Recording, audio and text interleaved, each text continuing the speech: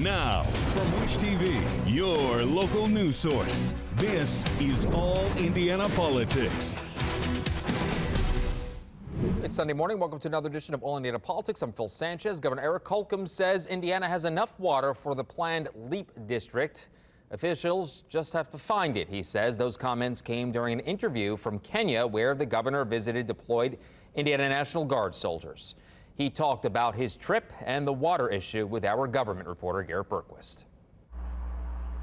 Joining us now from Camp Simba in Africa, Governor Eric Holcomb and Major General Dale Lyles, the Adjutant General of the Indiana National Guard. Gentlemen, welcome to you both.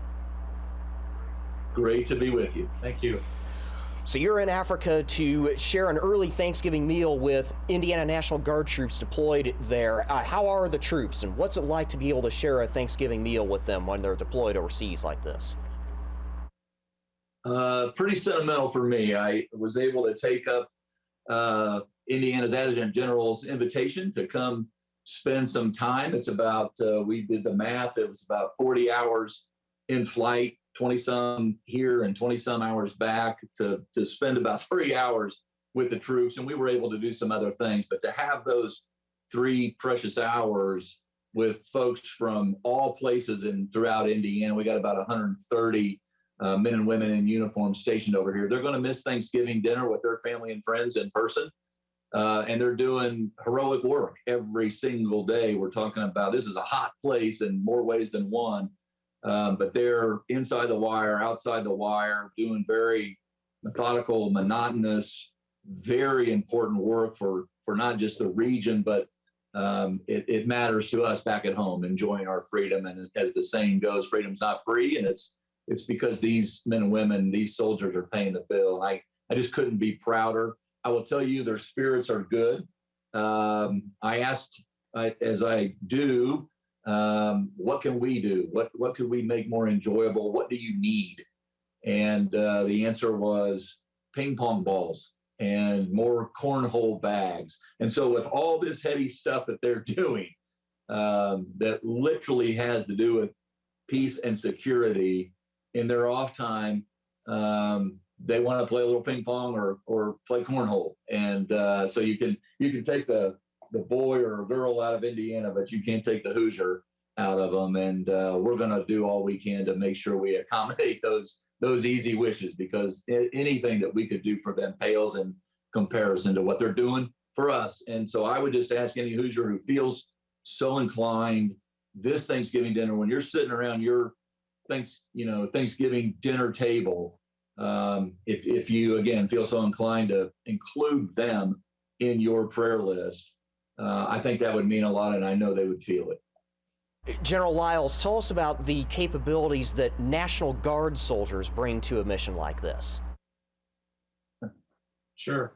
Well, as you probably know, the Indiana National Guard is 12,500 strong, Army National Guard and Air National Guard.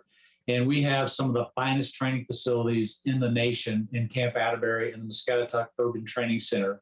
And so our soldiers and our airmen maintain the highest levels of readiness, and they're ready to deploy either from the call of the governor, whether it be something inside of our state, or by the administration that needs them to deploy overseas to help keep violent extremist organizations like we see in Kenya in Kenya. And we try to help the Kenya Defense Forces to fight those extremists as well. And so our soldiers and our airmen are some of the best in the world. They're the most highly trained and well-equipped soldiers and airmen that you'll ever find. And we stand ready to support the governor and the president whenever they call. Governor, I do want to turn to a couple of issues closer to home. You ordered a new expanded water study in connection with the LEAP district. Now, homeowners near those initial test wells told our I-Team-8 that their water became essentially undrinkable after the test wells were dug. Is that a sign that that area's water resources are not as robust as the IEDC first thought? No, I would say that I'm pretty confident, and I think the data will answer that question. And we'll follow the data. We're not going to just out of overconfidence or belief in a former study or what somebody told us. That's why we're doing these studies. What I know is we have a lot of not just attention, but investment coming to the state of Indiana, a lot of high wage, high demand jobs of the future. And we want to continue to grow at the scale and pace that we've strategically set out. And so tactically speaking, when I'm with, and this is a true story, when I'm with the governor of Ohio and I'm with the governor of Michigan, and they say they have an overabundance of water, and come business to our state, Ohio and Michigan, and they cite being bordering on the Great Lakes, where a lot of this water originates. We have water. We just have to prove it. We have to be able to locate it. And that's what the study will do. And so we have an opportunity to net some very big game, so to speak, and investment. But we're going to do it the right way. And we're going to let the data drive every single decision we make and grow regionally all over the state of Indiana as we are today. Just keep in mind, an article just came out yesterday. I read it this morning about how we're far outpacing the other Midwestern states in terms of population gain. And so when you hear we need more talent, when we need more people to move to the state of Indiana, just remember that we're growing faster than all the states that surround us. But we've got to have the water, and we've got to have the power, and we've got to have the workforce if we want to continue to grow together statewide. A member of the West Lafayette City Council told us his question is whether these studies, the goal of these studies is to understand the problem or to search for water to transport to the project. How do you respond? You know, the purpose of these studies originated in 2017 with a task force, and we've got 3 studies done. This would be the 4th. I want to step up and accelerate it because we've got so much momentum and so much, not just attention, but desire to come to a state like Indiana. If we want to continue to operate in a brain gain posture, not brain drain, we need these projects that are speaking to opportunities well into the future. And that will require water wells. And that will require the data to not just determine where and how fast we can grow, but these studies will show us and address both the supply and the demand well into the future. All right, coming up, I talked to one of Indiana's newest mayors-elect about his stunning upset victory. Welcome back. Voters in Terre Haute made history earlier this month. Democrat Brandon Sackbun upset 4-term Republican Mayor Duke Bennett. Sackbun is a former Army Ranger and still serves in the Indiana National Guard. I talked to him about his plans for his hometown. Well, Brandon, congratulations on the big win. Thank you. Thank you so much. It was definitely a long 11-month journey. The primary was a tough battle, and then we just kind of built momentum day by day, moving towards the general election of 2023, and obviously came out on top with a large win this past week. You have quite the background. What made you want to get into politics, specifically this mayoral race in Terre Haute? That's always a good question. You know, I come from a family of immigrants. My mom's from Jamaica, my dad's from Cambodia, and they really instilled that love for the American dream, for public service in me at a young age, as well as this community. I mean, I talk about Grandparents' Day all the time because I remember 3rd grade Brandon Sackbun had so many community members coming out and supporting him. So just giving back to this community at the highest level to help move Terre Haute to new heights. Why do you think your message resonated so well in that part of the state? Well, I mean, it's a great bipartisan message, number one, because it's focused on the future. I mean, I don't know about you, but I've never seen a Republican or Democrat sidewalk. And, you know, our message is on economic development and really turning the corner, practicing regionalism, and taking West Central Indiana, Vigo County, and Terre Haute to new heights. Well, that brings me to my next question then, Brandon. Going forward, okay, you're the mayor-elect now. When you do step into office in January, first thing you're going to do out of the gate? So we're gonna secure some big wins within the first 100 days. And so we're looking at the street department, our infrastructure, a responsible bidding ordinance here at the local level. But what we're also going to do is start honing in and coming together with this legislative session to present a unified front to the State House and kind of go up as Vigo County and West Central Indiana as a whole. And we're all about developing and moving forward. We've got so much potential, Terre Haute, Indiana. So just untapping that potential day by day. going forward, even from there, where do you see Terre Haute in 2 years? Well, in 2 years, that's a great question. I mean, we're going to have 1 million tourists coming in next year alone, right? We've got the kind of final steps coming in with the casino here in Terre Haute, Indiana. We've got Laverne Gibson cross country course, as well as a new convention center. So in 2 years, I'd love to see our tourism industry increase. I'd love to see our relationships with all 4 of our universities continue to grow and start really growing our local economy, not just with advanced manufacturing, but also different accounting, finance, and business industries, hopefully coming here to Terre Haute, Indiana. I mean, Terradites is ready and open for business, so we'd like to see some new companies moving in. Yeah, yeah. Obviously, you're getting a lot of national attention now with this win. How does that feel? You know, it feels good personally, but professionally, the focus is always on Terre Haute, Indiana. I use every interview, every conversation with elected leaders to say, hey, here in the Midwest, communities like Terre Haute, Indiana, that had such a defining past, we're going to be historic, not just now, but also in the future. I mean, this is the potential of America, cities like Terre Haute. Obviously, you're a young guy. I don't think when I was your age that I would have had the intestinal fortitude to do what you're doing. So how did you do that? How at your age, how were you able to be so confident on the campaign trail? Well, intestinal fortitude is a part of the Ranger Regiment's creed.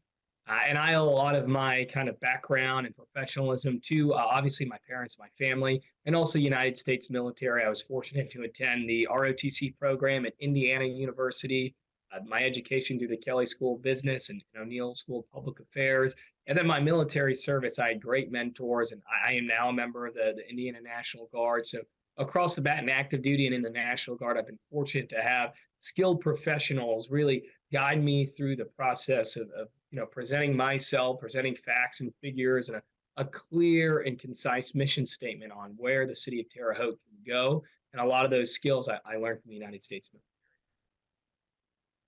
Mayor-elect Sackbun, thank you so much for joining us. We look forward to maybe having some future conversations with you soon as well.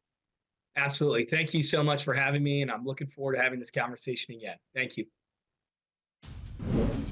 All right, coming up, Indiana's best political team talks Leap District water testing and the latest budget battles in Congress. And welcome back to All Indiana Politics as we welcome in 2 members of Indiana's best political team, Republican Mario Maslamani and Democrat Lindsey Hake. Good to see you both. Let's begin with that water study, guys, that the order was we discussed at the top of the show. Mario, we'll start with you this week. Based on Holcomb's comments that you heard, it sounds like the goal is to prove enough water is available rather than to determine if the system can handle the development. Is that the right mentality, in your opinion, for something like this? I think so, because this area has had some serious water concerns over the years. And I think the importance is to make sure that not only the LEAP district is made sure that they have enough water, but also that we are sustaining that type of economic growth through this area. So, Lindsey, landowners, as you know, and officials there have told us that they feel the entire LEAP project is being done without their input or consent. Does expanding the scope of the study and moving it away from the IEDC's control do anything to address their concerns? I think it does, only because the expertise at the IFA is something that has been respected for a long time in the environmental arena, in the utility ratepayer advocacy arena. We are very, in terms of my confidence in the IFA, that's 100% solid. However, the devil's in the details. And it's clear that LEAP is not shovel ready. That's clear. And that's not even to begin talking about the transparency issues surrounding this issue. That said, no one is talking about the ratepayer impact for this water. Who's going to pay for this water and for it to get where it needs to be? That's really the undiscussed issue so far. Then these citizens are upset. There's an outcry. This is not a preemption that the governor's office can make with this press release he sent on a Friday. This is a conversation that's going to be had at the legislature. I want to get your response, both of you, on this one. Do local officials have a point when they question the motives of this study, Lindsey? I think so. I think it's imperative that we are checks and balances, right? That's how this beautiful system of government to set up. And I think we're all here to provide oversight and accountability for one another. And this is one opportunity for the legislature to get involved and to give those citizens that are calling every day about this, who are upset about it, to give them an opportunity to hopefully have some conversation in the either the IFA or the IEDC's conversation. Mario?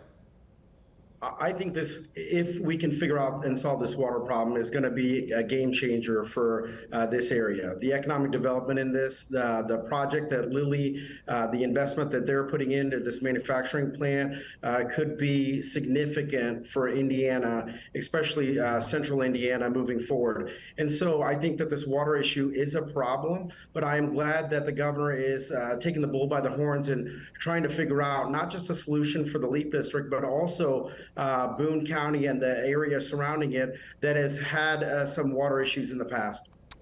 We'll see what happens on that. Turning to national politics, guys, Congress has passed another short-term spending bill. There's no funding for Israel, Ukraine, border security, or humanitarian relief in Palestine. So, Lindsay, will some of those items have to be maybe left out to prevent a shutdown early next year, in your opinion? That's not for me to say at this point. It's for Congress to decide.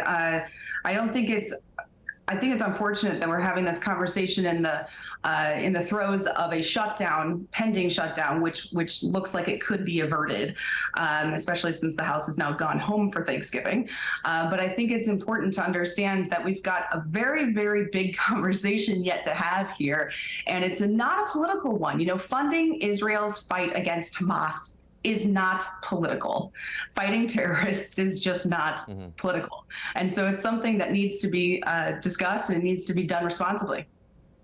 Mario, House Speaker Mike Johnson has said that he won't support any further stopgap bills, as you know. How likely is it that he'll be able to maybe keep that promise?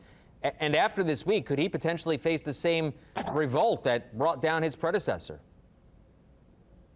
I think that the dysfunction in D.C. is tremendous on both sides. And I think that the stopgap spending measures are not the solution. However, I do think that by being put on the precipice of a cliff regarding a government shutdown has in the past resulted in us coming up with great solutions. And I hope that that actually happens.